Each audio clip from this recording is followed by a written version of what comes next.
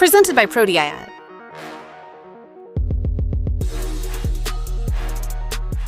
Ya, kan.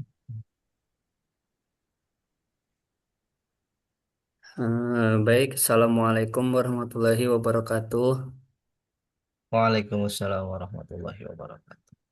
Alhamdulillah, syukurillah, amma ba'du. Yang terhormat, Bapak Wakil Dekan Fakultas Usuluddin Studi Agama, Bapak Dr. Otong Sohendar LCM Hum.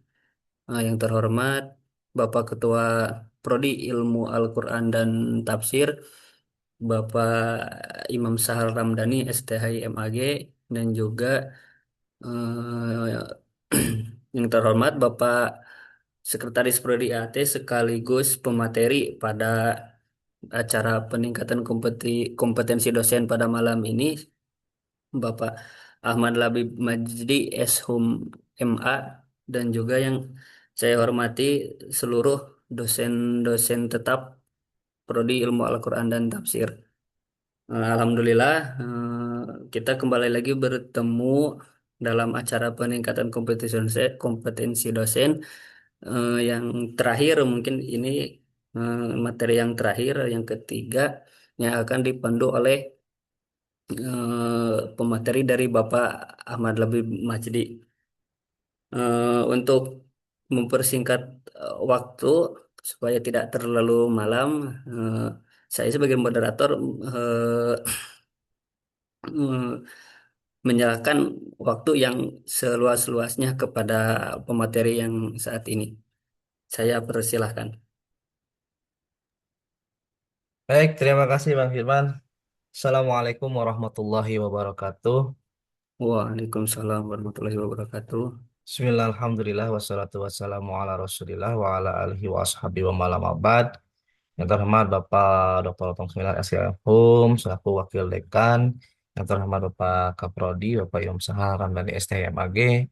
Yang juga saya hormati Bapak-Bapak, Ibu-Ibu, dosen tetap program studi ilmu Al-Quran dan Tafsir Fakultas Usuluddin dan Studi Agama Universitas Islam Darussalam Ciamis. Ada Pak Fahmi, ada Pak Ridho, ada Bu Pak, ada Pak Usep, mungkin nanti yang lainnya Pak Egi, Bu Mel, Bu Titin.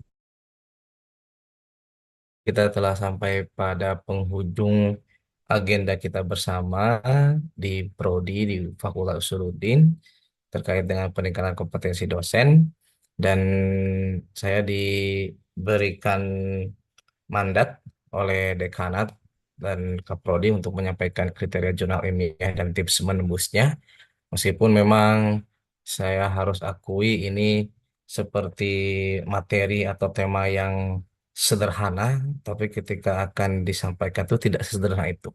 Karena ini balik lagi terkait dengan pengalaman juga, terkait juga dengan apa yang telah saya coba dan saya lakukan, dan memang eh, paling paling sederhana kita bisa mengecek sama-sama di Google Scholar. Ada Pak Egi lah, Pak Egi lebih lebih lebih punya kompetensi di bidang untuk menyampaikan kriteria jual emiratif manbusnya. Jadi mungkin di sini saya hanya akan sekadar sharing tentu dari apa yang saya ketahui, apa yang saya alami sendiri dalam proses-proses penulisan artikel jurnal ilmiah. Itu. Baik, mungkin tidak akan lama juga materinya. Insya Allah kita mungkin lebih banyak berdiskusi, lebih banyak sharing, terutama terkait dengan pengalaman bagaimana cara menulis dan mengetahui kriteria jurnal ilmiah. Baik, sebelum masuk ke pembahasan terkait dengan kriteria jurnal ilmiah, mungkin pertanyaan pertama atau pertanyaan yang paling mendasar yang perlu diajukan adalah mengapa artikel ilmiah itu penting bagi dosen? Saya tidak hendak menjawab secara rumit, tidak juga hendak menjawab katakanlah berbelit-belit, tetapi sebagai eh, kita sebagai dosen, profesi kita sebagai seorang dosen, tentu artikel ilmiah itu punya urgensi atau signifikasi tertentu bagi kita sebagai seorang dosen, khususnya bagi pengembangan karir. Yang pertama jelas bahwa artikel ilmiah itu penting bagi dosen untuk memenuhi kewajiban tridharma perguruan tinggi. Sebagaimana sudah kita mafhum bersama bahwa tridharma perguruan tinggi itu terdiri atas tiga hal. Yang pertama pendidikan pengajaran, yang kedua penelitian, dan yang ketiga pengabdian kepada masyarakat. Nah, artikel ilmiah menjadi penting karena sebagai sarana kita untuk memenuhi salah satu dari kewajiban tridharma perguruan tinggi, yaitu penelitian. Meskipun nanti pada perkembangannya eh, pengabdian kepada masyarakat pun luarannya salah satunya juga adalah dengan artikel ilmiah juga. Bahkan hari ini saya kira banyak jurnal-jurnal eh, terkait dengan atau tentang katakanlah pengabdian kepada masyarakat itu sudah punya Sinta terakreditasi Sinta satu, Sinta 2. Kemarin kebetulan ketika mengurusi terkait dengan KKN, di mana luaran KKN itu adalah artikel ilmiah pengabdian kepada masyarakat, saya sempat cek-cek tuh beberapa jurnal pengabdian yang memang rencananya apa? Rencananya ingin ingin diinventarisasi supaya ke depan bapak-bapak, ibu-ibu dosen tetap di UID secara umum ketika nanti diberi tugas sebagai pembimbing lapangan itu bisa langsung katakanlah mensubmit artikel ilmiah pengabdian masyarakat itu ke jurnal-jurnal ilmiah tentang pengabdian. Dan kemarin sempat ya beberapa hari ke belakang lah, mungkin minggu kemarin saya sempat cek ternyata ada beberapa perguruan tinggi yang akreditasi Sinta pengabdiannya sudah tinggi. Dan itu juga menjadi eh, apa bukti pengembangan dalam konteks jurnal ilmiah di Indonesia. Yang kedua, jelas artikel ilmiah penting bagi dosen terkait dengan peningkatan reputasi. eh saya tuh kan sering main tweet ya, sering main media sosial lah. Lalu kemudian ada beberapa ketika saya buka-buka tweet itu, salah seorang dosen di UIN Sunan Gunung Jati Bandung itu saya ya kenal tapi tidak akrab, namanya Profesor Yudi Wahyudin Darmalaksana. Jadi di dalam media sosialnya dia sepertinya mulai kalau di Jogja mungkin semacam Profesor Saifuddin Zuhrinya lah gitu. Mulai banyak diundang untuk mengisi materi terkait dengan artikel ilmiah, banyak diundang oleh perguruan tinggi, oleh bahkan mungkin bukan hanya di Indonesia tapi juga di Indonesia ini sangat menarik eh, karena salah satunya asumsi saya adalah adanya peningkatan reputasi sebagai seorang dosen, sebagai seorang guru besar, yang kemudian memang salah satunya adalah harus menulis, kemudian pengalaman itu diaplikasikan atau katakanlah dibagikan kepada kolega-koleganya melalui katakanlah media sosialnya itu menjadi menjadi salah satu peningkatan reputasi saya kira. Lalu kemudian yang ketiga syarat pengembangan peningkatan karir jelas terkait juga dengan jabatan akademik dosen atau mungkin dulu namanya JAFUNG, jabatan fungsional.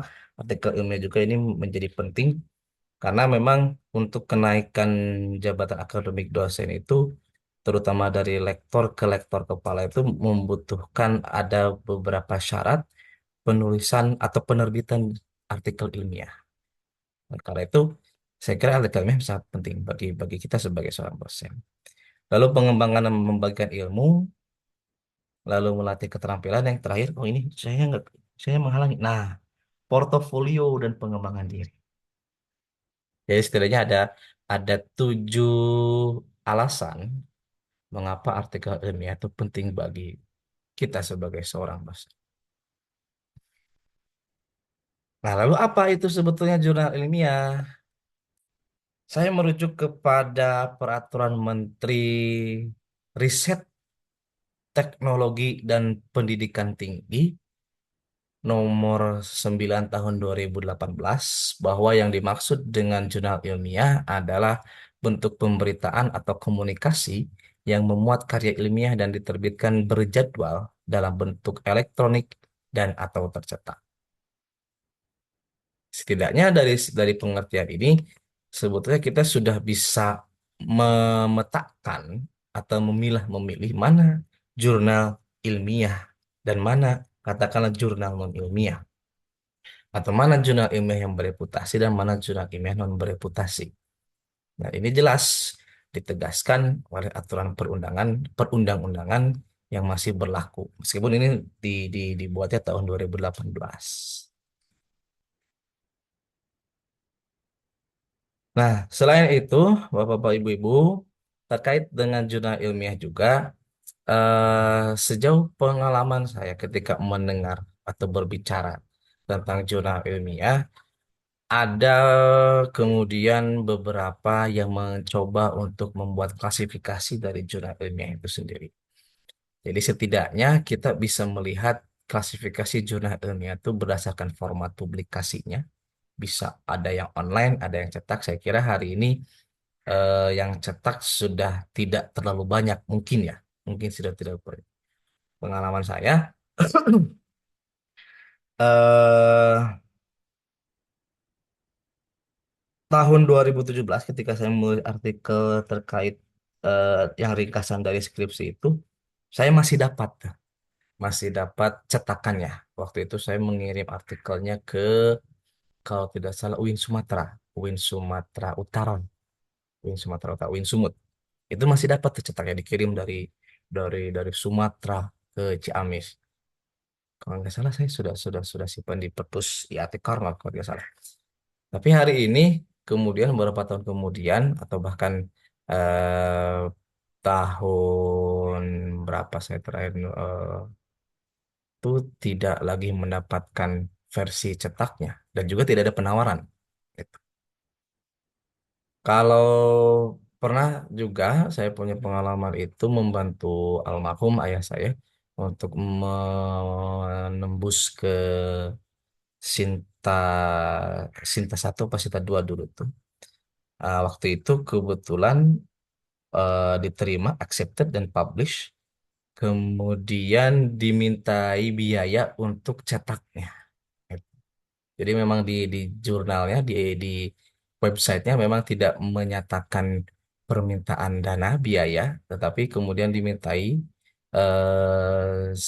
dihubungi, lalu kemudian dimintai saya lupa berapa, cuma itu sebagai biaya cetak dan memang datang si cetakan dari jurnal tersebut. Nah, saya tidak tahu apakah kemudian hari ini masih ada yang saya kira mungkin masih ada beberapa, tapi tampaknya mayoritas mengandalkan format publikasi online. Artinya langsung untuk mengecek publikasinya melalui jurnal terkait. Lalu yang kedua ada cakupan geografis dan reputasi. Ini yang sebetulnya biasa digunakan, klasifikasi ini yang biasa digunakan di kalangan dosen atau di kalangan pengelola jurnal. Yang pertama ada jurnal nasional. Jurnal nasional ini biasanya adalah jurnal-jurnal yang berbahasa Indonesia dan belum terakreditasi Sinta. Jadi belum terakreditasi Sinta satu, belum terakreditasi Sinta 2, 3, 4, 5, 6. Tetapi ISSN-nya biasanya itu sudah terbit. Artinya sudah punya eh, nomor seri internasional, sudah punya ISSN, punya apa doi, doi, tetapi belum terakreditasi secara nasional melalui misalnya saya kira hari ini itu melalui Arjuna. Apa itu Arjuna? Saya lupa Arjuna itu. Akreditasi jurnal nasional. Lembaga akreditasi jurnal nasional yang disingkat Arjuna. Itu. Nah, bedanya dengan jurnal nasional terakreditasi adalah jurnal nasional yang sudah terakreditasi minimal Sinta 6. Jadi Sinta 6, 5, 4, 3, 2, 1 itu termasuk kepada jurnal nasional terakreditasi. Lalu yang ketiga ada yang disebut dengan jurnal internasional. Nah, jurnal internasional ini tentu mungkin nanti bisa ditambahkan oleh bapak-bapak ibu yang lain. Yang saya ketahui terkait dengan jurnal internasional ini adalah jurnal-jurnal yang menggunakan bahasa-bahasa resmi yang diakui oleh PBB, misalnya bahasa Inggris, bahasa Cina, terus bahasa apa lagi, tapi dia belum terakreditasi, katakanlah seperti itu, atau belum diakui oleh Scopus atau oleh Web of Science. Jadi contoh misalkan kalau indeksasinya masih Copernicus, indeks Copernicus Value, atau misalkan DOAJ, Directory of Open Access Journal, itu berarti katanya, sepemahaman saya, terus yang saya ketahui, masih tergolong pada jurnal internasional. Tapi tidak berarti kemudian indeksasi DOAJ, Copernicus itu juga tidak digunakan oleh jurnal internasional bereputasi.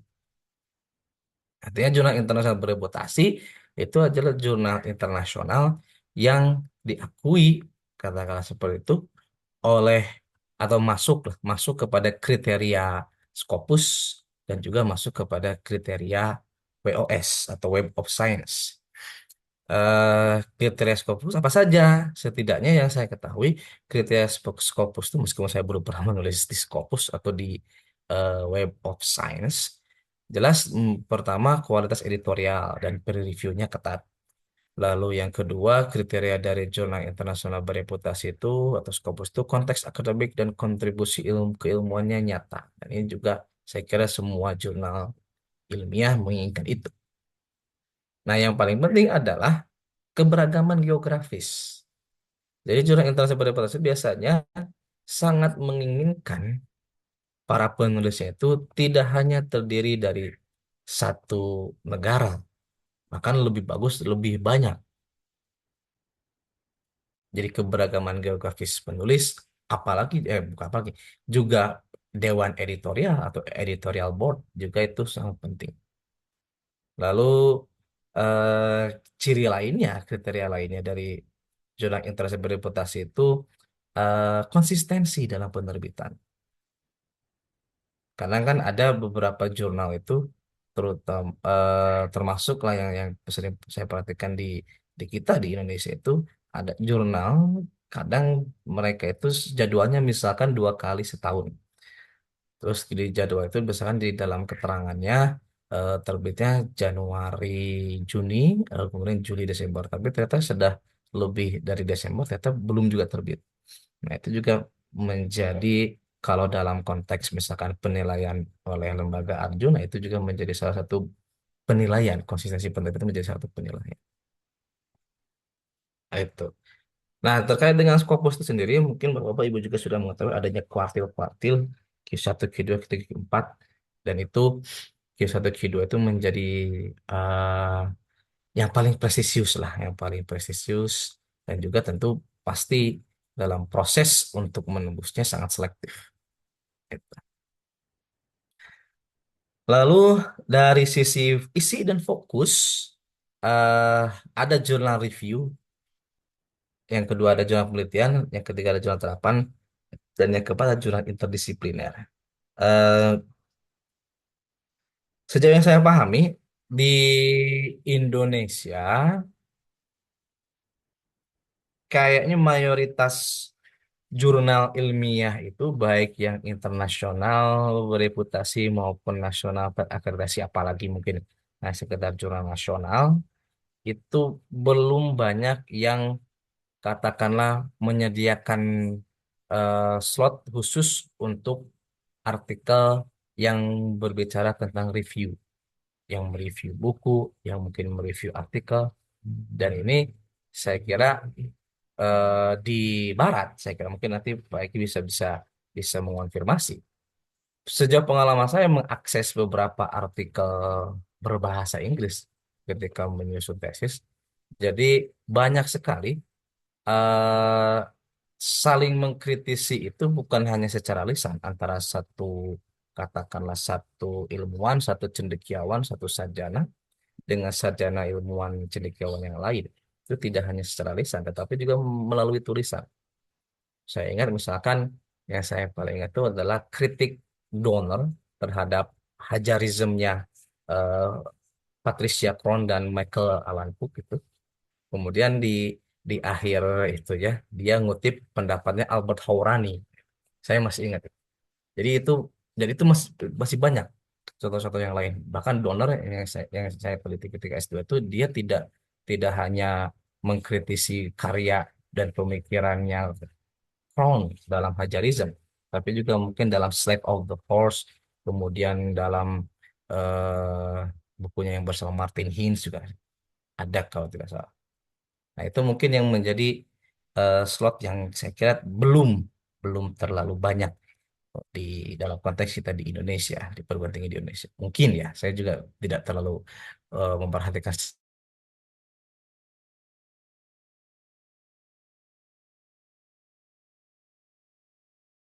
sebuah artikel itu adalah sesuatu yang bisa diterbitkan dalam jurnal ilmiah. Kemudian dari sisi aksesibilitas tentu ada eh oh saya ngalangin nih. Ada open access dan ada yang berlangganan. Nah, kebetulan di kita beli di Darussalam belum belum berlangganan secara khusus dan secara rutin akses untuk ke jurnal-jurnal. Tapi saya kira kita sebagai dosen juga sudah bawanya trik-trik untuk mengakses jurnal-jurnal yang berbayar. Nah, itu juga mungkin sudah disampaikan kemarin oleh Pak Fahmi, oleh Pak Egi juga, saya kira. Tapi yang jelas, secara aksesibilitas ada dua klasifikasi, ada open access dan ada berlangganan. Karena memang saat itu juga, bahkan mungkin yang berlangganan pun tidak semuanya bisa di-download, karena harus berbayar. Pengalaman saya ketika dulu itu di S2 itu, saya diberikan akun Gstore, gstore.org. Dan memang ketika eh, searching lah beberapa judul atau artikel yang dibutuhkan itu memang ada yang langsung bisa di-download, ada yang kemudian harus pakai Skyhook dulu dan seterusnya. Oke, itu terkait dengan klasifikasi ilmiah, klasifikasi jurnal ilmiah. Dalam ekosistem publikasi ilmiah, reputasi jurnal itu ditentukan pertama oleh standar penjaminan mutu, yang kedua mekanisme editorial, yang ketiga indeksasi yang diakui secara nasional maupun internasional, dan yang keempat adalah reputasi penerbit. Nah, ini juga mungkin yang perlu kita pertimbangkan dalam mengetahui kriteria atau sebelum katakanlah me, apa namanya mulai mensubmit artikel yang kita tulis ke sebuah jurnal, atau mungkin perlu juga mengetahui minimal tentang reputasinya dan juga indeksasinya secara jelas. Jangan-jangan itu khawatirnya eh apa tuh istilahnya eh, jurnal predator. Saya kira dari dulu sampai sekarang juga masih masih ada itu berkeliaran di jurnal predator itu. Jurnal yang mengaku-ngakunya. Dan biasanya itu eh, dipromosikan. Biasanya dipromosikan itu biasanya mungkin bapak-bapak, ibu-ibu yang eh, punya biasanya, apalagi yang sudah punya reputasi atau yang sudah punya email kampus atau yang punya ya email resmi lah katakan seperti itu, biasanya suka ada tiba-tiba email dari orang asing yang mengajak untuk menerbitkan di jurnal apa gitu.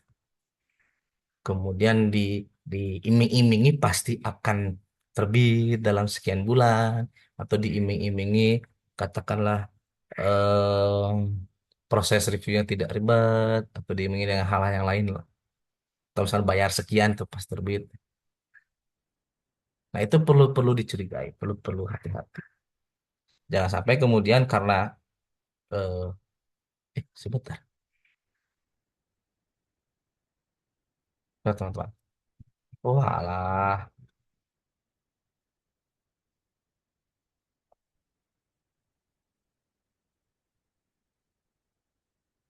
sebentar, sebentar, sebentar, sebentar.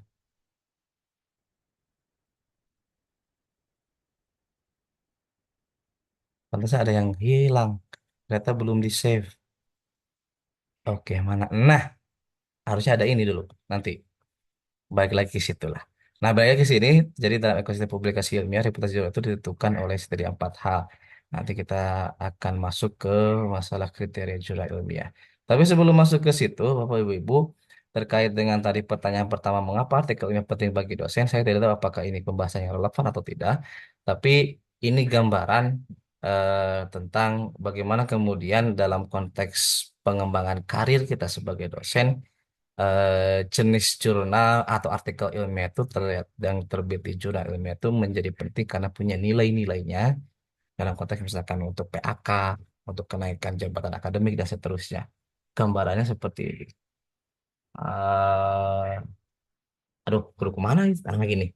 Jurnal nasional tidak terakreditasi, proceeding nasional, book chapter nasional, poster nasional, hasil penelitian pemikiran internasional di multi proceeding bernilai maksimal 10. Lalu kemudian jurnal bahasa Indonesia terindeks pada DOAJ peringkat Sinta 5 dan 6 atau proceeding internasional. Haki, book chapter nasional itu bernilai 10. Terus Moraref, Islamicus, jurnal internasional, jurnal dengan peringkat 3 dan 4 itu 20. Lalu kemudian jurnal nasional terakhir 1 dan 2, Sinta 1 2, Proceeding Scopus, biografi pemikiran tokoh, Proceeding di Scopus itu 25. Jurnal internasional terindeks pada database internasional bereputasi, tidak ada impact factor, Proceeding di Scopus dan skema GJR, buku dalam format buku 30. Dan yang paling besar itu untuk artikel, jurnal internasional bereputasi berdampak faktor terindeks pada Scopus atau WOS. Jadi itu beberapa nilai mengapa kemudian menulis artikel ilmiah dalam artikel dalam jurnal ilmiah itu menjadi sangat penting bagi karir kita sebagai seorang dosen. Nah, lalu bagaimana pembagian angka kreditnya? Sebenarnya kan kita perlu disebut, nggak perlu disebut sini sih. Tapi gambarannya saja. Kalau penulis tunggal berarti nilai angka kreditnya 100% bagi penulis yang sendiri.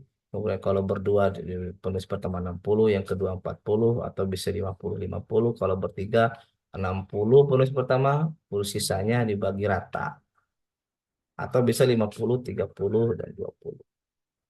Oke.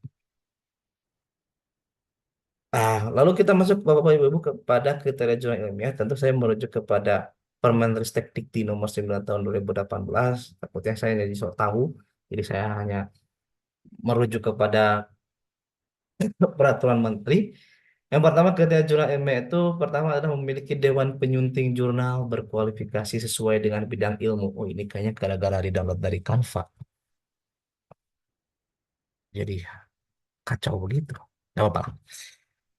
Jadi harus diperhatikan juga Dewan Penyunting Jurnal berkualifikasi sesuai dengan bidang ilmunya atau tidak. Itu menjadi salah satu kriteria kita untuk melihat apakah jurnal ini termasuk jurnal ilmiah bereputasi atau tidak. Yang kedua, mitra bestari berkualifikasi sesuai dengan bidang ilmu jurnal. Jangan sampai kemudian bidang ilmunya apa, ternyata menjadi mitra bestari di jurnal apa. Kemudian ketiga, menggunakan bahasa Indonesia atau bahasa lebih Perserikatan Bangsa-Bangsa. Yang keempat, konsistensi gaya penulisan format penampilan. Ini juga yang kemudian pernah disampaikan oleh saya lupa Prof siapa gitu. Jadi kalau misalkan cirinya, katanya, kalau mau melihat ciri dari jurnal ilmiah yang bagus, katanya, yang terakreditasinya bagus tuh, lihat dari template-nya. Gitu. Dan memang rata-rata, memang kalau yang template-nya yang terakreditasi Sinta tinggi itu biasanya template-nya juga bagus biasanya. Kemudian lebih lebih lebih rinci, lebih bagus, lebih rapi. Yang kelima, penerbitan secara elektronik yang terjadwal melalui jejaring teknologi informasi dan komunikasi. Dan yang keenam, memiliki nomor seri standar internasional secara elektronik. Electronic International Standard Serial Number dan pengenal objek digital atau Digital Object Identifier yang disingkat dengan DOI. DOI. Nah, kalau syarat-syarat ini atau katakanlah kriteria ini terpenuhi, maka dapat dipastikan itu termasuk ke dalam jurnal ilmiah yang bereputasi. Tentu kemudian dalam konteks di Indonesia, reputasi itu kemudian terbagi lagi, katakan seperti itu, mulai dari Sinta 6 sampai Sinta 4 mungkin eh, kurang dalam tanda kutip, mungkin kurang berkelas lah apa. Tapi yang paling tinggi jelas Sinta 1 dan Sinta 2. Meskipun juga Sinta 3 ini belakangan ini kayaknya mulai mulai banyak yang menggunakan bahasa Inggris juga. Kayaknya ini niatnya pengen naik juga itu. Lalu prosedur checking keaslian jurnal ada berapa langkah? Saya kira ada cek keaslian artikel melalui jurnal yang langsung untuk memastikan memang artikel tersebut sudah terbit. Cek keaslian jurnal melalui skema GoCR dengan klik homepage. Pelacakan artikel pada jurnal tidak berbayar maka bisa cek langsung di laman. Cek indeksisasi jurnal dari web Scopus atau skema Go Junior. JWR itu junior apa sih ya?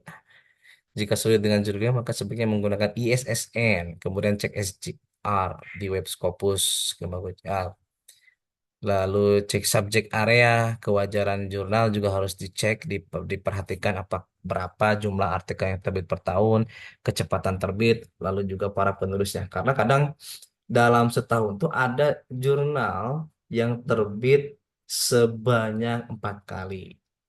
Memang dalam aturan perundang-undangan yang berlaku minimal yang termasuk kepada kriteria jurnal ilmiah bereputasi itu harus atau jurnal ilmiah kriteria jurnal ilmiah itu harus terbit minimal 2 kali dalam 1 tahun dan dalam 1 kali terbitan itu harus terdiri atas 5 artikel itu. Jadi tidak bisa kurang dari 5 dalam 1 kali terbitan dan dalam 1 tahun itu minimal 2 kali. Maka ada beberapa yang 3 kali, ada juga yang 4 kali. Lalu cek artikel, isi dan bahasanya. Lalu kemudian jika misalkan tulisan-tulisan penulis-penulis dalam jurnal tersebut diragukan, maka bisa dicek afiliasinya, ID Scopusnya, ID Orsipnya. Atau kalau diragukan kredibilitas jurnalnya, maka bisa dicek juga editorial boardnya atau IPRS. Nah, itu mungkin beberapa tips untuk mengecek keaslian dari suatu jurnal. Dan dua materi yang terakhir terkait dengan tips-tips, ada tips saya membaginya ke tips substantif dan ada tips apa? Tips teknis. Meskipun nanti saya kira perlu ditambahkan juga oleh bapak-bapak ibu yang lain. Tapi yang saya pernah alami atau pengalaman saya terkait dengan tips substantif itu yang pertama rumusan masalah harus jelas dan aduh tipe ya orang tulisan anak itu rumusan masalah harus jelas dan kuat. Karena eh, saya kira kalau rumusan masalahnya masih terkait dengan masalah, mungkin kemarin juga sudah disinggung oleh Pak Fahmi, kalau misalkan masih membahas tentang persoalan umum atau bahkan mungkin eh, bahkan bukan sebuah permasalahan yang researchable atau bukan sesuatu yang bisa diteliti, itu pasti akan dipertanyakan atau bahkan mungkin ditolak. Karena itu dalam merumuskan masalah yang jelas dan kuat itu juga harus berangkat dari state of the art, state of the art research yang relevan. Juga yang pasti tidak lupa adalah terkait dengan gap. Kemarin juga sudah disinggung oleh Bapak terkait dengan gap penelitian. Lalu yang kedua novelty ini juga menjadi hal yang penting. Harus memastikan kontribusi keilmuan yang nyata bukan hanya sekadar katakanlah mengulang, apalagi berdasarkan plagiat, tapi harus ada kontribusi keilmuan yang nyata. Kemudian yang ketiga, terkait dengan literatur mutakhir, biasanya tentu sepengalaman saya selalu disarankan untuk merujuk katakanlah sumber-sumber referensi 10 tahun terakhir. Mungkin ada juga yang kemudian mengatakan dibatasinya bukan 10 tahun terakhir, tapi 5 tahun terakhir. Dan yang dalam konteks literatur mutakhir itu ada semacam aturan yang tak tertulis bahwa perlu dihindari sebisa mungkin referensi buku-buku populer, kemudian referensi misalkan apa tuh ya jangan terlalu banyak gitu. Buku-buku populer, buku-buku kayak misalkan bahan ajar, diktat, modul. karena itu dianggap terlalu umum dan tidak terlalu mendalam. Yang keempat, metodologi yang relevan harus kemudian menggunakan metodologi yang relevan tentang misalkan sumber datanya, jenis penelitian, dan seterusnya. Kemudian harus melihat katakanlah apa itu namanya, ada ada triangulasi data dan seterusnya. Lalu diskusinya kritis bukan deskriptif. Ini pengalaman saya, pernah saya ngirim artikel terkait dengan, memang sebetulnya itu artikel dari masalah. Memang saya iseng. Saya buat tulisan tentang, bikin makalah waktu itu ketika S2 itu tentang Al-Ghazali. Terus saya pede karena merasa kayaknya ada nih kebaruannya. Tapi ternyata ketika dikirimkan ditolak mentah-mentah. Gara-garanya itu memang eh, terlalu deskriptif, terlalu deskriptif. Alasannya itu terlalu deskriptif. Dan ya terlalu banyak juga, jelas kalau terlalu banyak yang membahas itu jelas itu jadi alasan yang pertama, Mas. Tapi alasan yang lain itu tulisannya terlalu deskriptif. Akhirnya ya sudah menguap, tidak jadi apa. Lalu yang keenam, tesis statement, pernyataan tesis ini juga saya kira menjadi sesuatu yang diinginkan biasanya oleh mitra bestari, reviewer, oleh editor, apa tesis statement yang ditawarkan dari artikel yang kita tulis. Nah, yang paling terakhir banget tentang tips teknis. Yang pertama, pilih jurnal yang tepat. Bapak-bapak, ibu-ibu, saya kira kita tidak bisa kemudian menulis, misalkan saya menulis tentang eh, sejarah tapi di jurnal ilmu Al-Quran dan tafsir misalkan. Artinya pemilihan jurnal juga harus diperhatikan. Apakah skopnya cocok, apakah skopnya masuk dengan tulisan kita, aim and scope jurnal itu.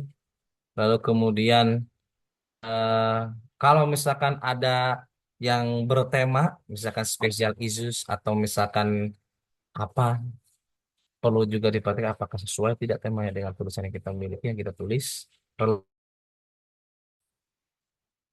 Lalu yang kedua, etika publikasi. Jelas etika publikasi juga perlu diperhatikan Bapak Ibu.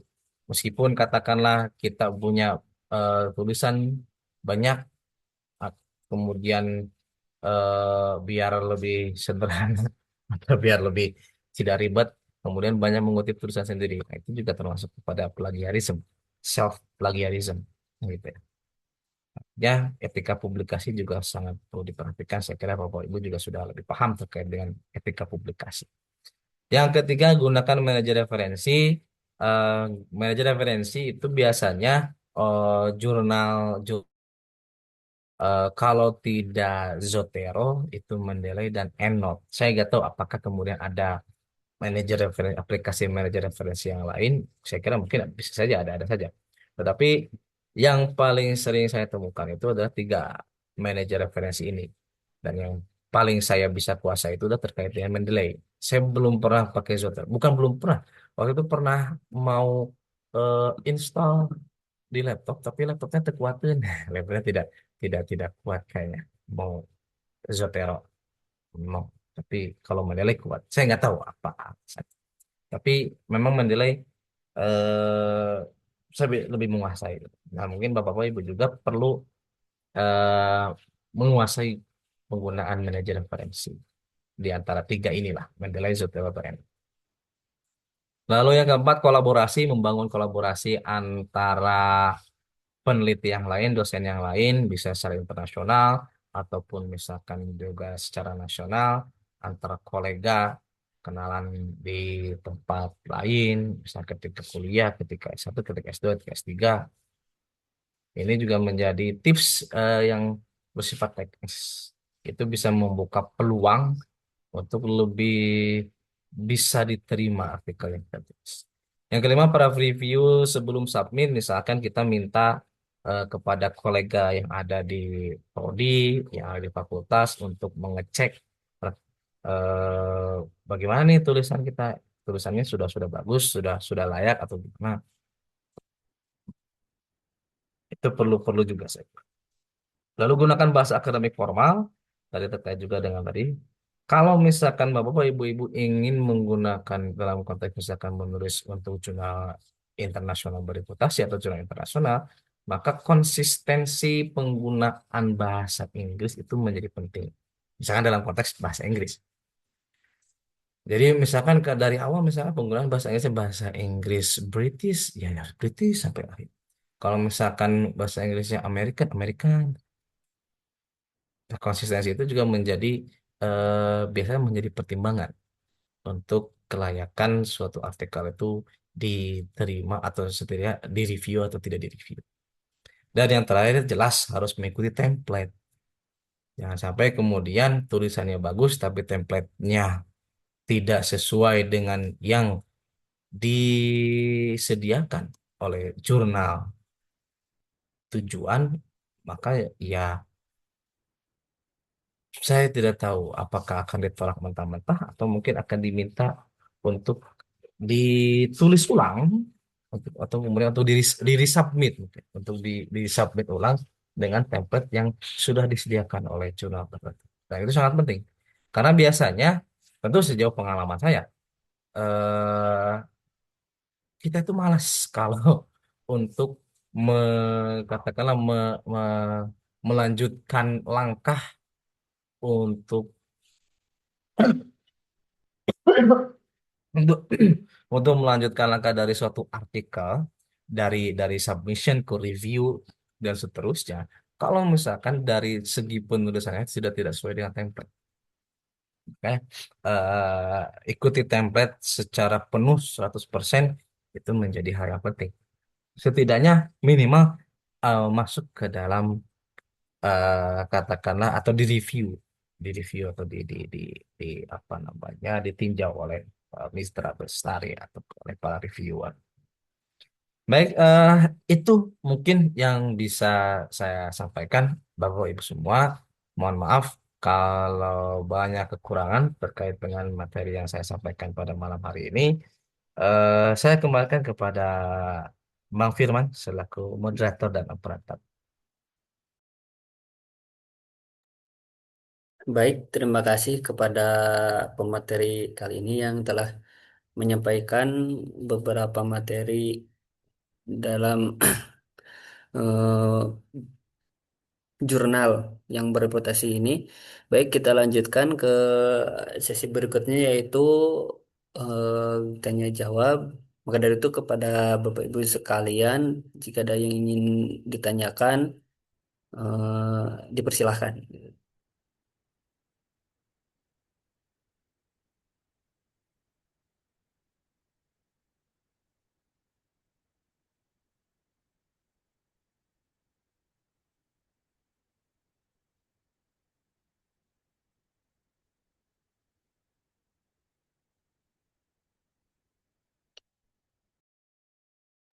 Baik, Bapak Imam sebenarnya mengacukan tangan. Silakan untuk melakukan pertanyaan terlebih dahulu. Baik, Assalamualaikum warahmatullahi wabarakatuh. Masa- Terima kasih atas materinya, Labib ya, terkait dengan tips ya, dan trik menembus jurnal ya. Ada beberapa hal yang menjadi catatan tadi, saya kira, dan ini juga saya kira sering menjadi apa namanya ya, topik perbincangan yang kadang terselip saat kita sedang ngobrol-ngobrol, kira-kira begitu ya, baik di lingkungan kampus ataupun di warung-warung kopi terkait dengan nasib sebagai dosen tadi ya karena lebih tadi juga menjelaskan terkait dengan tridharma dosen penelitian dan sebagainya. Nah, yang menjadi pertanyaan adalah kalau begitu idealnya kita sebagai dosen IAT ini bagaimana ya? Di satu sisi kita dihadapkan pada kondisi yang sudah tidak menjadi rahasia lagi bahwa ada praktek-praktek jual jual beli apa namanya eh, jurnal ilmiah, jual beli slot agar bisa diterbitkan, ya. Kemudian juga terkait dengan eh, fabrikasi jurnal ilmiah, ya, jual beli naskahnya dan sebagainya.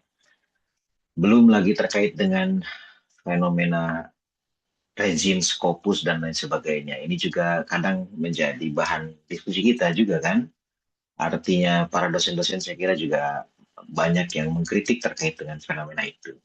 Nah, di satu sisi kita menghadapi itu, kita mungkin nanti dihadapkan pada dilematis apakah kita ikut terbawa arus, tanda kutip misalnya, kalau kita anggap itu buruk, atau seperti apa. Nah, tapi di satu sisi tadi kata Labib, kita sebagai dosen memang dituntut untuk melakukan sebuah penelitian dan menerbitkan itu sebagai sebuah karya, mempublikasi penelitian itu ya dalam sebuah karya, salah satunya dalam bentuk jurnal itu tadi. Nah, kalau begitu seperti apa langkah-langkahnya? Seperti apa kita menengahi antara dua kondisi yang saya kira cukup pelik untuk didamaikan itu. Itu yang pertama lah, Bib ya. Terus yang kedua, kaitannya dengan tadi ya, lebih menjelaskan tentang jumlah penulis. Uh, ini yang kadang saya sering dengar juga bahwa untuk menulis jurnal ilmiah itu yang bagus itu nulis itu tadi ya kolaborasi, artinya lebih dari satu orang. Ya. Dan akan lebih bagus kalau beda kampus katanya gitu ya. Misal penulisnya Alabib, satunya dari kampus Aceh, satunya lagi dari kampus mana Singapura misalnya gitu ya. Itu akan lebih bagus katanya begitu. Nah, bayangan saya sih memang secara ideal sebuah riset yang digarap oleh lebih dari satu orang tentu akan lebih matang ketika orang-orang yang namanya tercantum itu kemudian terlibat secara aktif, artinya mencurahkan ketika ditulis sendiri dengan ditulis bareng-bareng ada banyak masukan. Ya. Apalagi sudah lintas kampus dan kemudian masing-masing punya spesifikasi keilmuan yang juga sama-sama mumpuni sehingga karya tersebut itu ditulis dengan berbagai perspektif. Ya, kira-kira begitu kan, idealnya begitu. Tapi fenomena sekarang kan kadang juga jauh panggang dari api, kira-kira begitu ya. Artikel itu ditulis oleh satu orang, kemudian yang lain itu kemudian ditempelkan saja namanya di sana. Entah ditempelkan untuk mendapatkan rekognisi atau juga kaitannya dengan masalah pembiayaan ya. Kadang begitu juga kan praktik-praktiknya itu. Jadi misalnya saya mau menerbitkan sebuah artikel jurnal, tadi saya ingin terbitkan di sebuah jurnal Scopus atau Sinta satu atau Sinta 2 yang ternyata ada biaya agar bisa diterbitkan. Akhirnya saya tanda kutip berkolaborasi ngajak ke orang. Ini saya punya artikel. Ini kan kaitannya dengan isunya di wilayah etik ya, di wilayah etis ya, etis atau tidak sebetulnya. Kalau secara aturan mungkin aturan formal mungkin bisa legal atau tidak, tapi secara etik kan seperti apa. Nah, kaitannya dengan jumlah tadi itu. Kalau begitu seperti apa? Saya melihat juga masih ada tren orang-orang yang nulis itu sendiri ya. Tadi sore kalau tidak salah saya lihat postingan Pak Abdul Rozaki itu Warek Win Warek berapa ya dia Warek 3 atau Warek berapa Warek Win itu. Yang dia itu menerbitkan jurnal atas nama dia sendiri itu ya. Jadi artinya masih ada yang terbitin dengan karyanya sendiri. Nah, seperti apa sebetulnya Labib ya? Terkait dengan nasib penulis tunggal atau kolaborasi itu seperti apa? Kaitannya kan untuk kita juga nanti, untuk masa depan kita dosen-dosen IAT kalau mau terbitin seperti apa idealnya. Itu yang kedua. Kemudian yang ketiga, eh, kaitannya dengan biaya penerbitan.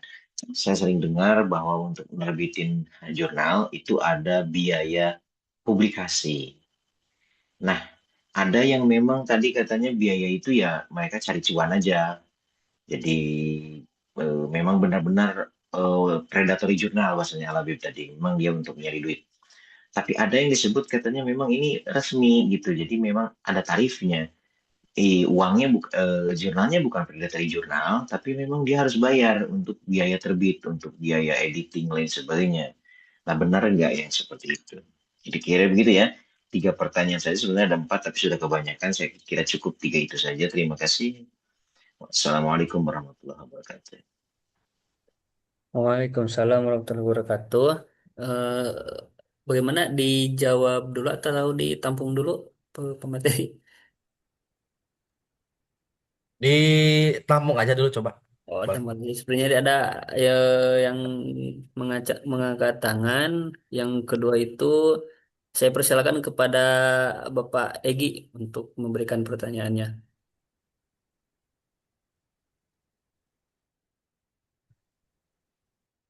Oke, makasih Pak Labib ya. Makasih juga Pak Firman untuk kesempatannya.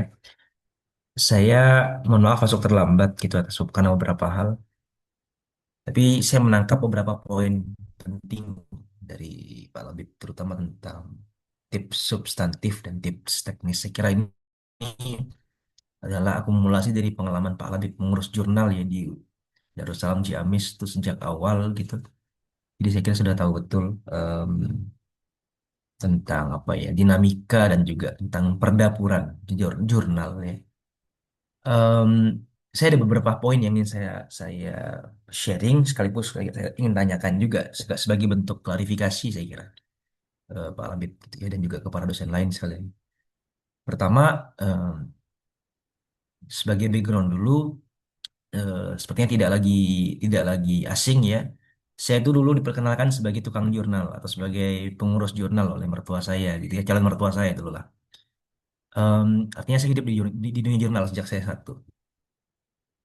Tapi pada faktanya saya hidup di tengah ambivalensi dan sebuah dilema ya, kalau bahasa yang Pak Sahal tadi, Pak Imam, itu sebuah dilema gitu, antara mempertahankan integritas dan hidup dalam rezim Scopus.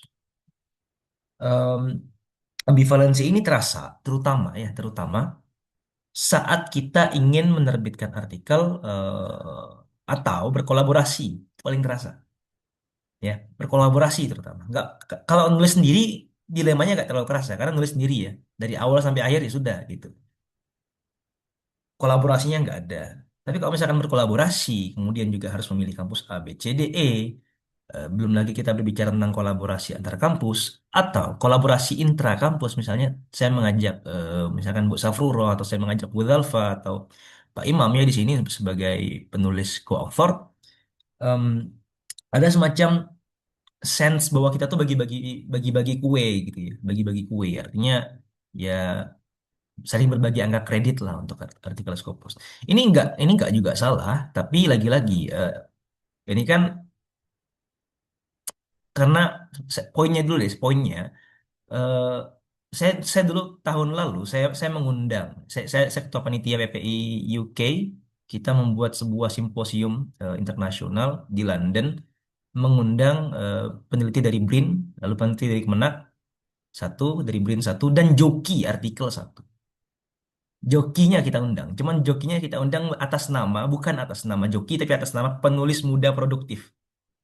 Ya, nah anaknya nggak tahu kalau dia diundang atas karena joki gitu. Nah, cuman Prof. Iswandi waktu itu salah satu pemateri ya yang menulis efek kobra, publikasi ilmiah efek kobra itu ketika kita kayak melakukan tips-tips curang dan culas untuk menerbitkan jurnal Scopus karena saking muaknya dengan rezim Scopus mencari jalan alternatif.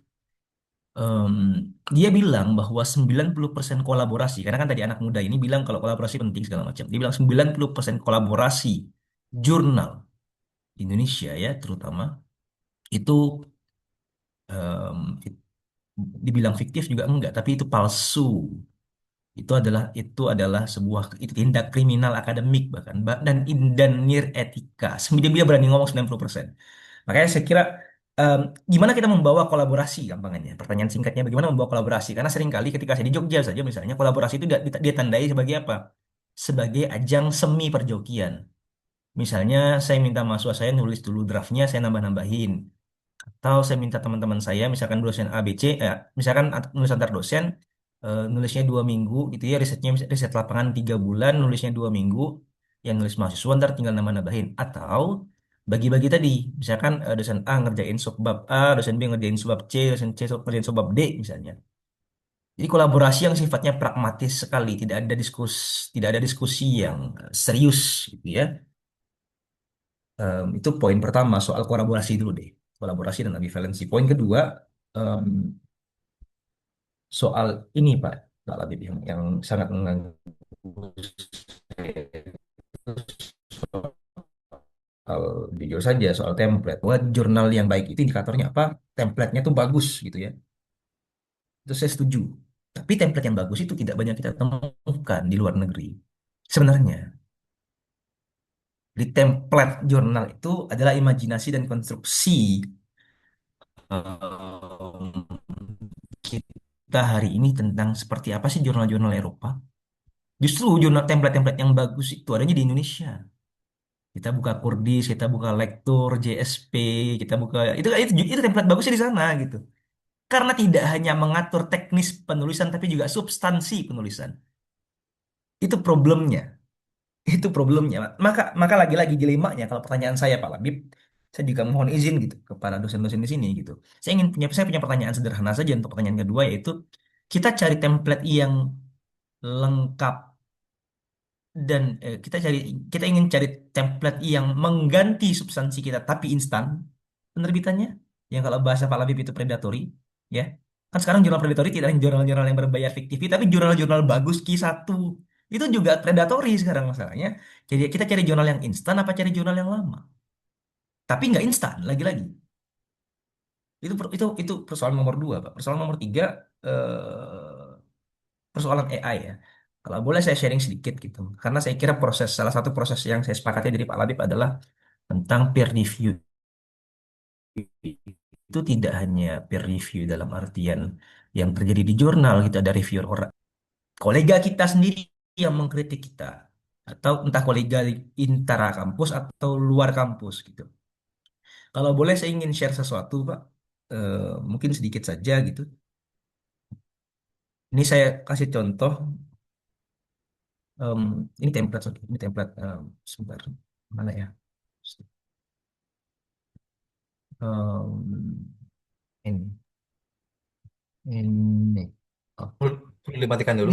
saya kasih contoh saja soal jurnal. Maaf karena terlalu panjang ya catatan saya. Tapi yang ketiga ini soal soal persoalan template lagi, bukan persoalan template. Yang ketiga persoalan jurnal, jurnal dan AI sebenarnya. Kalau kata kunci yang ketiga, kalau kata kunci yang kedua kan soal template.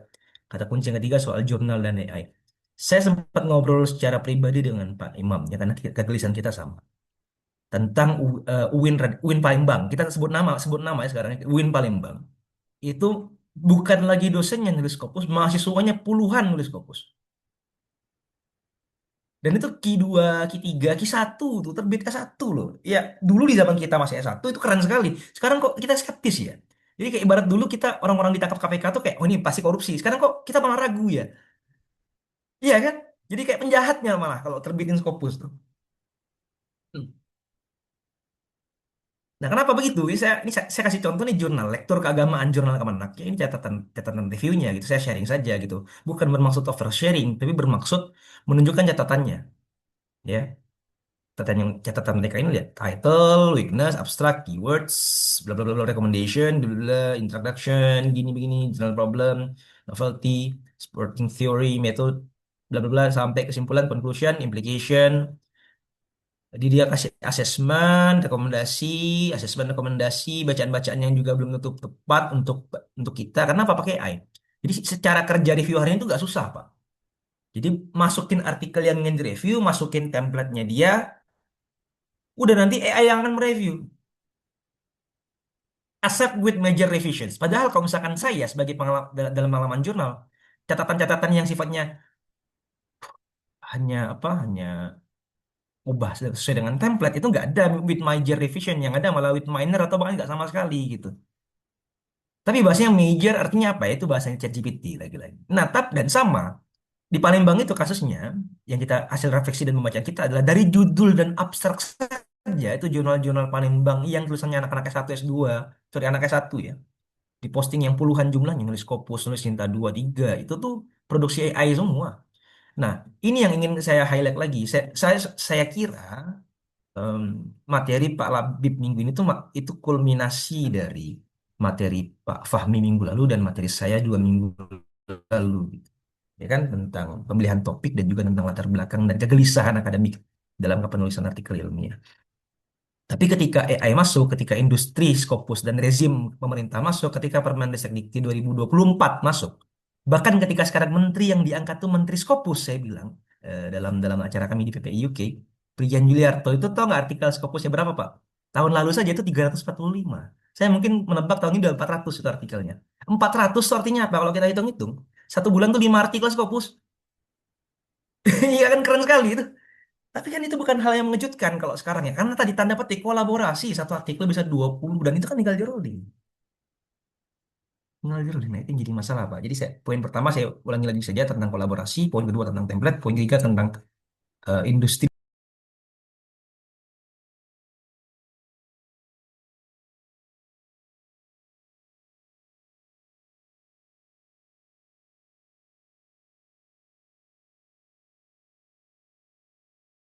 Baik, terima kasih kepada Bapak Egi yang telah memberikan pertanyaannya.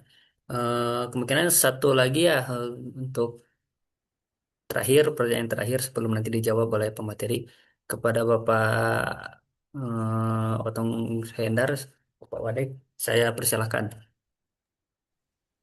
Siap, makasih Man. Langsung saja ya, terkait kegiatan ini, mungkin baiknya Mbak khususnya untuk mengajak atau mendorong untuk membiasakan. Jujur saya kan memang jarang nulis, apalagi meliti gitu ya. Nah mungkin kedepannya dari hasil PKD ini, kalau yang di kalangan mahasiswa kan Pak Ridho itu siap membimbing untuk nulis artikel di kalangan mahasiswa. L, Kang Ridho, LRP, Lembaga Riset Prodi. Nah, bagaimana kalau misalkan dosen itu juga sama tadi berkaitan dengan kolaborasi, ya mungkin untuk membantu khususnya dosen-dosen yang jujur gitu ya, males nulis, males meneliti, itu memang gimana ya dibentuk atau ada praktiknya secara langsung lah, kumpul misalkan hari apa, meneliti tema tentang apa, sehingga itu bisa diterapkan langsung dalam penelitian untuk membiasakan. Jujur kalau saya sendiri memang ya, jarang nulis. Itu gimana nanti ke depannya Alabib, Pak Ridho, apalagi ini ada Pak Egi, itu mungkin dosen dibiasakan untuk melakukan kajian, untuk melakukan riset. Nah itu yang pertama. Dan yang kedua, khususnya untuk jurnal Irfani, mungkin ini juga bisa lebih dikembangkan. Karena memang sebelumnya sudah ada obrolan di Prodi gitu ya. Memang jurnal Irfani yang milik Prodi itu kan syukur-syukur bisa bisa bisa terakreditasi lah minimal gitu ya. Kan yang prodi lain misalkan di PIAUD pun itu sudah diajukan akreditasi, kayaknya nggak tahu akreditasi berapa gitu ya, sintanya berapa. Nah mungkin kedepannya juga ini yang Irfani segera didaftarkan lah, diajukan untuk supaya terakreditasi. Mungkin itulah nanti kedepannya setelah pelatihan ini syukur-syukur ada kegiatan realnya bagi para dosen. Terserah tadi mau menerapkan kolaborasi ataupun secara individu. Nah, tapi minimal kan ada yang sudah berpengalaman, ada Pak Eki, mungkin ada Pak Fahmi, ini bisa bisa langsung membimbing para dosen itu melakukan penelitian. Mungkin itu, Man. Terima kasih. Dan Alabi mungkin nanti bisa mengatur lah seperti apa nanti prosesnya. Siap. Terima kasih. Baik, terima kasih untuk pertanyaannya. Mungkin bisa dijawab materi. Oke, baik. Terima kasih, Bang Firman. Terima kasih Pak Imam, Pak Egi, dan Pak Otong. Saya kira ini pertanyaannya juga bersifat sharing, berbagi pengalaman, juga keresahan yang mungkin juga tidak tidak hanya dirasakan oleh beliau bertiga, tapi juga oleh kita semua selaku dosen. eh Baik, saya mungkin bisa menjawab berdasarkan pengalaman dan berdasarkan apa yang saya ketahui terkait dengan kolaborasi. Betul, saya kira tadi juga yang disampaikan oleh Pak Imam oleh Pak Egi juga terkait dengan kolaborasi itu eh, menjadi, kalau saya mungkin bilangnya menjadi sebuah dilema di mana kita di satu sisi itu sebagai dosen dituntut untuk menulis, apalagi mungkin bapak-bapak ibu-ibu yang sudah eh, mendapatkan sertifikasi dosen itu dituntut untuk menulis dalam satu tahun berapa, dua ya, apa dalam satu semester itu saya lupa, jadi ada aturan yang mengikat seperti itu, sehingga saya justru melihat fenomena ini, saya tidak tahu pertimbangan atau alasan dari kementerian atau yang punya atau stakeholder yang punya wewenang terkait dengan itu kebijakan tersebut tujuannya untuk apa gitu. Karena eh, saya pernah baca statusnya Kang Ali, eh, Kang Ali Muhammad Ali itu, jadi dia membandingkan katakanlah fenomena dosen di sana di Amerika dengan dosen yang di sini. eh jadi di sana memang mengapa kemudian katakanlah publikasi atau katakanlah para dosen itu produktif menulis atau menghasilkan karya karena memang mereka tidak tersibukkan oleh masalah-masalah administrasi, apa? Masalah-masalah administratif. Mungkin ada, saya tidak tahu. Mungkin Pak Eki bisa lebih mengetahui terkait bagaimana kehidupan dosen di sana. Tetapi sejauh yang saya ketahui, masalah administrasi di sana itu tidak terlalu ribet. Kalau kita kan setiap semester, ya mohon maaf, saya misalnya sharing-sharing aja ada misalkan eh sebelum apa menjelang akhir semester itu eh dan itu sebenarnya tidak salah karena memang itu tuntutan tuntutan aturan gitu. Ya saya sebut apa aja Parido gitu ya, Bu Titin, kemudian dosen-dosen yang lain itu kan selalu minta surat tugas. Dan itu bagi saya justru melihatnya kasihan ke beliau-beliau gitu. Padahal beliau sudah biasa melakukan pengabdian pada masyarakat, ngisi materi, ngisi ceramah, sebagai apa sih? Kenapa harus sampai seribet itu dilaporkan gitu? Kan gitu. Kan itu kan menjadi gambaran bahwa dalam konteks pengabdian kepada masyarakat saja kita perlu laporan sebagai bukti bahwa kita sudah melakukan tridharma perguruan tinggi. Apalagi mungkin dalam konteks penelitian itu. Nah, maka mungkin saya melihat kemudian cara mudah untuk menerbitkan artikel itu adalah dengan membayar orang lain. Tadi disebut oleh Pak Egy, benar, ada jokinya. Dan itu eh, sampai sekarang saya juga punya punya teman lah yang sering menawar-nawarkan itu. Dan bahkan beberapa dosen di UID saya juga pernah menawarkan. Saya sudah pernah menawarkan tuh. Tapi memang iya kalau kebetulan karena tentang Al-Quran dan tafsir itu tidak terlalu banyak. Jadi banyak tentang pendidikan, tentang ekonomi Islam dan seterusnya. Jadi saya menawarkan misalkan saya pernah kontak tuh, saya sebut aja nama Pak Andifa, Fauzan. Meskipun mereka berdua tidak ya masih terjagalah mungkin idealismenya. Tapi saya bilang coba tawarkan aja dulu. Ya itu juga saya cuma sekedar katakanlah supaya teman saya juga gak ngechat-ngechat terus gitu.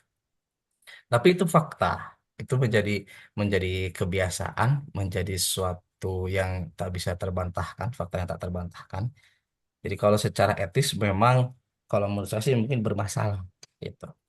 Tetapi sisi lain juga eh, kalau saya melihat dari luar etika atau melepaskan etika itu memang tuntutan aturan perundang-undangan atau aturan lah dari atas yang kemudian menyebabkan banyak kolaborasi-kolaborasi mungkin bisa disebut apa ya palsu lah tadi disebut pagi atau mungkin disebut fiktif jadi tulisannya kolaboratif tetapi ternyata artikelnya justru dibuat oleh orang lain dan nama-nama ini yang masuk sebagai penulis jurnal atau penulis artikel itu membayar kepada si joki itu.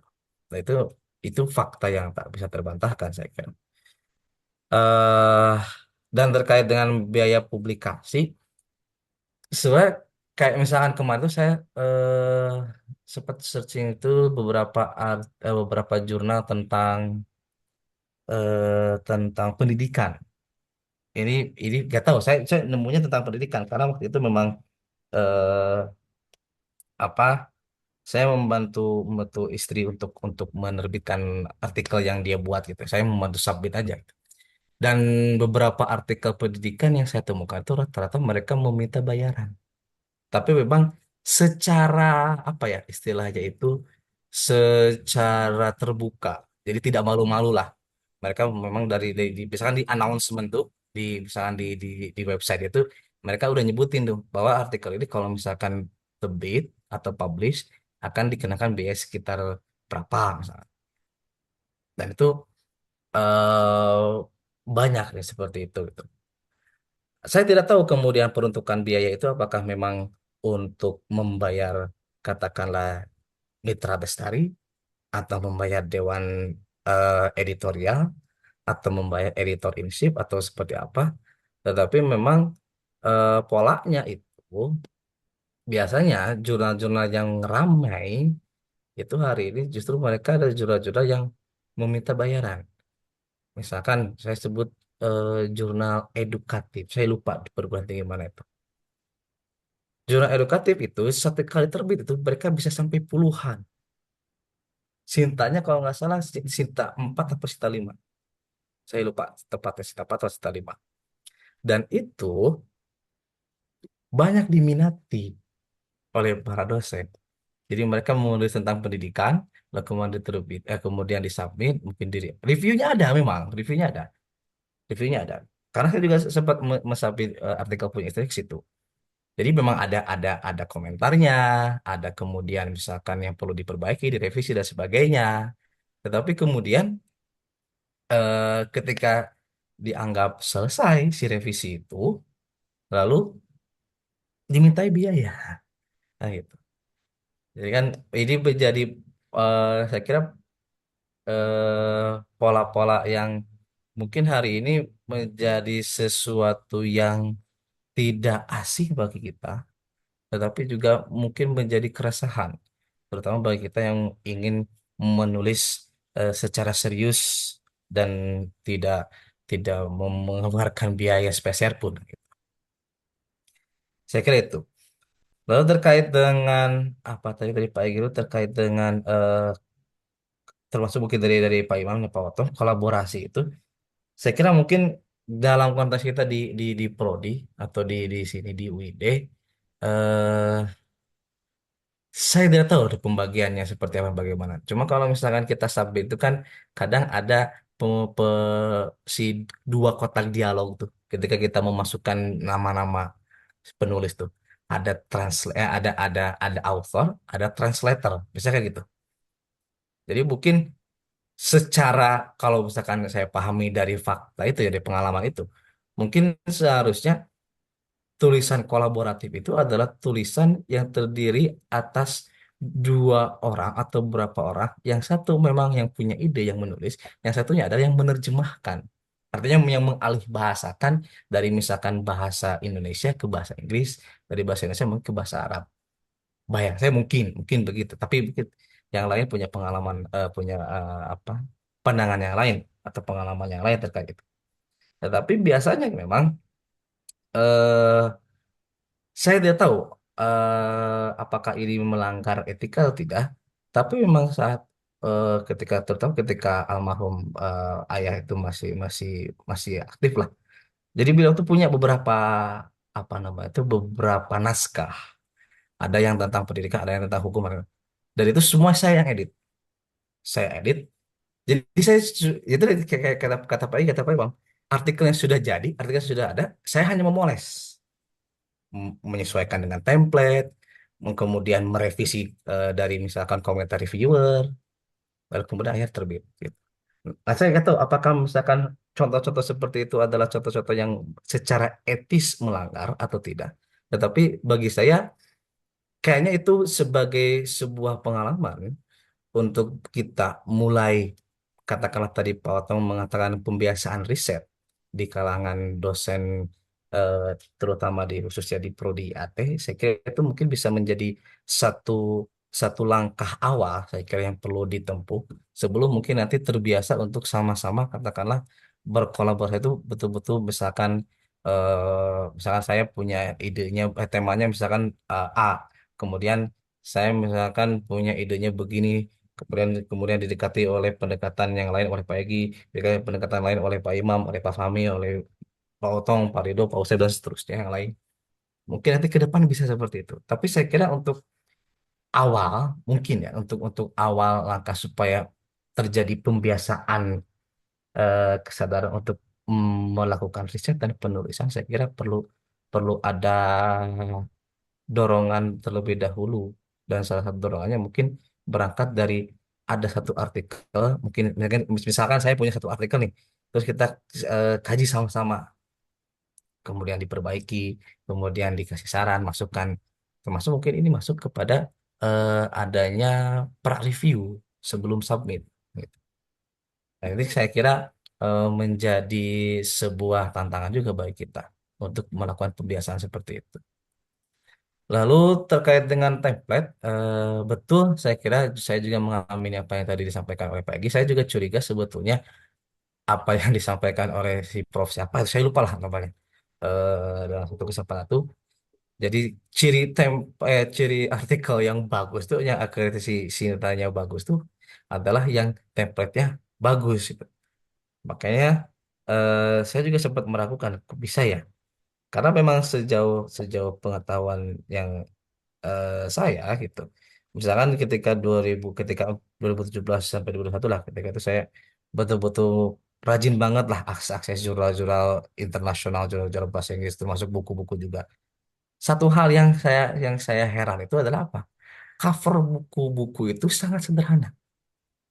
Mungkin eh, Pak Egi atau Pak Im atau dosen-dosen yang lain, misalkan lihat aja yang saya paling ingat itu adalah bukunya Gabriel Said Reynolds.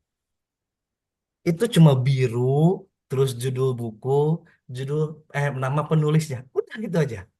Nggak ada kemudian misalkan gambar apa, gambar Al-Quran, gambar Ka'bah atau apa, nggak ada gitu. Saya tuh sampai pikir ini kok sederhana banget gitu ya.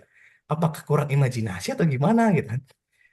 Tapi emang bukunya bagus kan gitu kan, isinya bagus, sangat bernas gitu. Jadi saya memang sepakat, kayaknya memang katakanlah statement yang disampaikan oleh si Pak Pak siapa lah saya lupa, itu mungkin berlaku untuk konteks di Indonesia kayak, karena memang betul betul kalau misalnya kita perhatikan jurnal-jurnal yang terakreditasi Sinta satu, Sinta 2, atau mungkin lah mulai dari Sinta 3 deh, dari mulai dari Sinta 3 tuh udah mulai, kalau secara penampilan enak dilihat, si si artikel, si jurnal template-nya itu enak dilihat gitu. Tapi ya sekali lagi itu eh saya kira menjadi apa ya istilahnya itu, catatan juga terutama mungkin bagi bagi kita di sini, terutama saya pribadi juga bersama misalkan Pak Imam yang di apa dimandati oleh Prof Husni untuk mengelola jurnal Irfani, itu juga menjadi catatan kita mungkin terkait dengan template itu.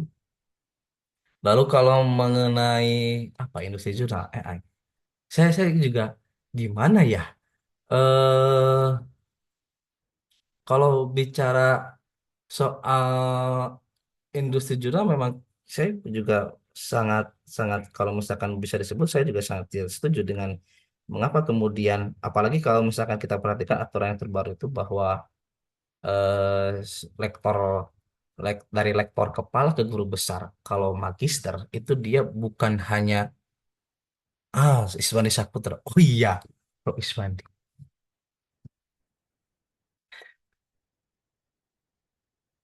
Oh, mantan WR ya Prof Iswandi itu ya. Oke, balik ke industri jurnal. Apa yang tadi saya mau ngomong apa ya?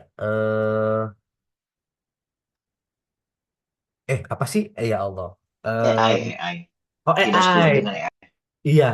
Jadi kalau kalau kita bicara soal AI, mm, saya pribadi sih memang boleh dikatakan belum pernah memanfaatkan ChatGPT, katakan seperti itu, yang paling saya gunakan, itu paling sering saya gunakan untuk misalnya menulis artikel, karena memang tulisannya juga belum ada.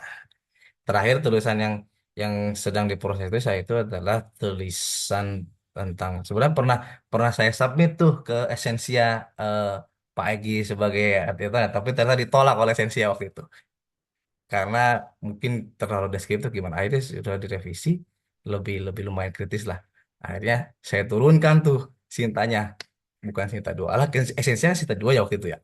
Kemudian akhirnya saya submit di Sinta 3 UIN Bandung, jurnal riset agama kalau nggak salah.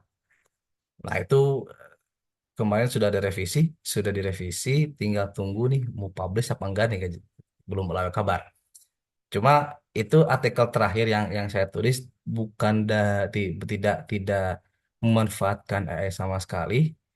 Saya nggak tahu ke depannya apakah kemudian Khawatirnya memang gini, kalau saya pribadi khawatirnya ketika saya menggunakan AI itu adalah saya jadi tidak membaca gitu. Jadi saya ragu untuk menerbitkan tulisan itu sendiri. Jadi saya juga kalau terkait dengan AI, apalagi kaitannya dengan industri jurnal, eh, memang ada beberapa misalkan share-sharean lah di grup itu, ada misalkan yang nge-share agenda atau acara tentang seminar, misalkan cara penulisan artikel memanfaatkan dengan AI, itu banyak saya kira hari ini. Dan saya kira saya juga setuju dengan Pak Fahmi terkait dengan AI itu memang mungkin dalam konteks deskriptif atau menjelaskan data itu masih bisa, tapi memang khawatirnya adalah karena kita terlalu nyaman menggunakan AI, mendeskripsikan pakai AI, mendeskripsikan data pakai AI, ternyata kagok lah, analisis juga sekalian pakai AI. Itu kan menjadi saya kira apa ya, bahaya lah. Jadi kalau saran saya sih sebetulnya kalau bagi saya gitu, mungkin lebih baik kita tidak menggunakan AI sama sekali. Ya lebih baik mungkin memproses secara lama tulisan, tetapi kemudian kita bisa bisa maksimal dan memahami isi itu. Ini juga fenomena saya kira di kalangan mahasiswa juga di kita. eh Ya contohnya tadi lah, saya nggak sebut nama lah. Saya sempat nanya, kamu bahas ya, kamu di kerangka teorinya nyebut ini enggak, yang bahas ini enggak. Saya tanya gitu. Eh, Gak tahu ya Pak, saya lupa lagi. Dia scroll, loh gimana ini? Dia yang nulis kok dia yang lupa gitu ya. Mending kalau misalkan oke lah misalkan sudah dalam bentuk skripsi yang utuh 5 bab atau dalam bentuk tesis yang utuh misalkan yang tebal. Ini kan masih proposal. Kok bisa lupa nulis ini atau enggak, ngebahas itu enggak. Kan jadi lucu. Itu saya kira menjadi apa ya? Eh Kekurangan kalau menggunakan itu seperti itu. Jadi kita tulisan bagus tapi kemudian isinya nihil. Nah, itu juga terkait dengan ya industri jurnal. Sebetulnya saya juga kurang kurang kurang kurang begitu setuju. Kenapa harus kemudian menjadi patokan bahwa orang yang nulis Scopus atau nulis di WOX itu menjadi katakanlah punya reputasi tinggi atau karena untuk menjadi persyaratan khusus naik ke guru besar. Itu kan menjadi dilematis ya. Jadi kalau misalkan disebut sebagai katakanlah kolonialisme baru, mungkin juga bisa disebut kolonialisme baru. Tapi saya kira seharusnya eh, kementerian itu harus harus punya keberanian saya kira untuk memutuskan kalau tadi disebut Pak Egy itu menteri kita itu menteri Scopus gitu dengan terbitan setahun itu bisa sampai berapa banyak gitu. Saya kira eh, dia seharusnya punya keberanian lah untuk memutuskan apa rantai kriminalisasi dalam pendidikan, salah satunya dalam dalam bentuk penelitian. Karena saya cukup yakin kalau misalkan aturan ini masih terus dipertahankan, bahwa katakanlah, tentu kan kita sebagai sebagai seorang dosen, katakanlah jabatan akademik itu kan menjadi sesuatu yang harus ditempuh, entah itu katakanlah terlepas dari mau atau tidak mau lah gitu. Tapi itu kan menjadi sesuatu yang harus ditempuh dari kemudian asisten ahli, dari asisten lektor, dari lektor atau kepala, kemudian ke guru besar.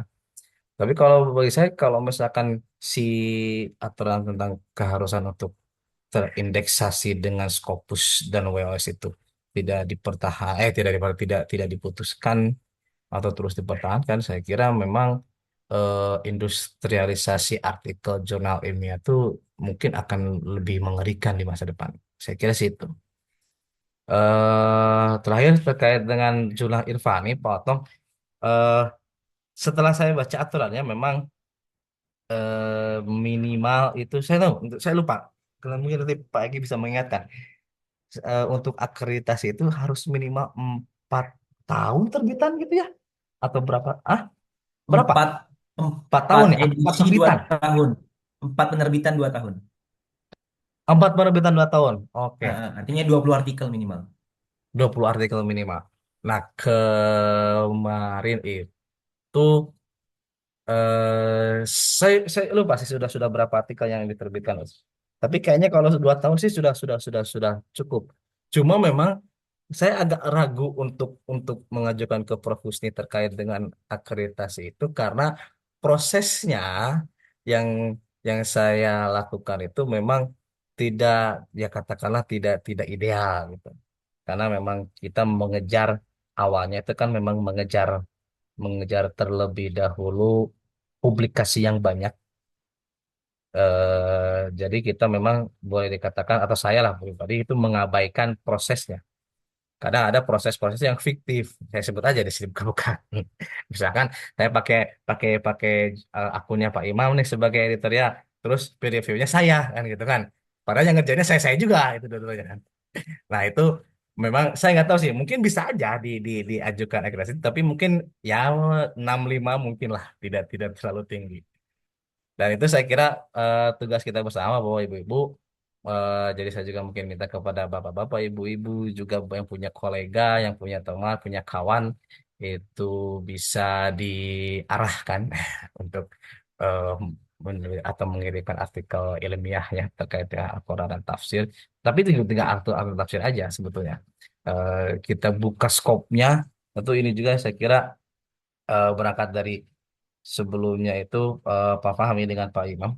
Dari skopnya memang agak lebih luas. Saya kira bisa juga terkait dengan ilmu hadis, gitu, dengan pemikiran Islam, atau mungkin dalam bahasa Pak Fahmi kemarin tradisi diskusi Islam, dan juga mungkin tema-tema terkait dengan usuluddin dan studi agama. Saya kira itu bisa juga masuk kepada skop kita, skop artikel jurnal Irfan. Saya kira mungkin itu yang bisa ditanggapi. Terima kasih. Baik, terima kasih kepada pemateri yang sangat luar biasa dalam menyampaikan materinya, dan juga eh, akan eh, menjawab dari pertanyaan Bapak Ibu sekalian. Untuk selanjutnya, barangkali jika ada yang ingin ditanyakan, saya buka kembali untuk sesi pertanyaan.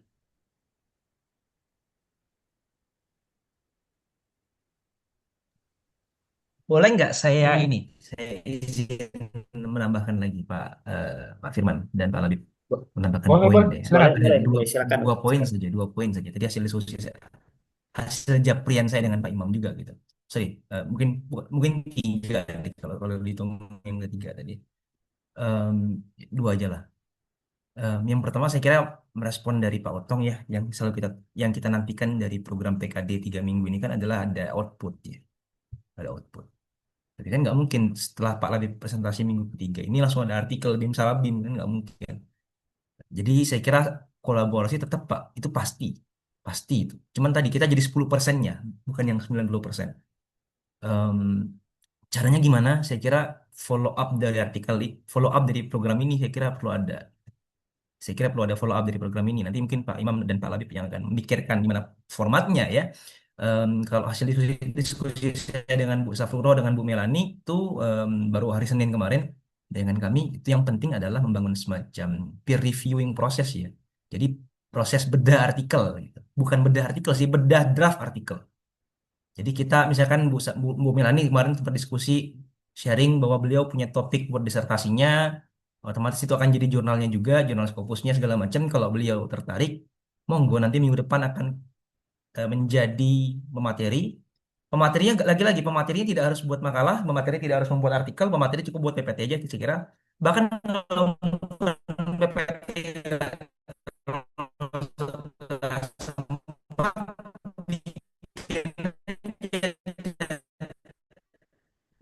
draft catatan misalnya poin-poin apa yang ingin Ibu sampaikan. Itu saja udah cukup karena nanti akan dibedah oleh Bapak Ibu sekalian yang punya pengalaman juga gitu. Saya percaya, saya yakin itu. Dan itu Bu, itu akan sangat membantu karena apa? Lebih timbang satu kepala gitu ya. Itu lebih menyenangkan gitu. Itu yang jadi masalah adalah kita ingin jadi 10% yang selama ini kita panutkan ya. Itu rata-rata juga terlibat dalam kolaborasi yang fiktif dan palsu tadi gitu. Karena tadi saya udah izin Q&A ini kita hapus dari YouTube, maka saya boleh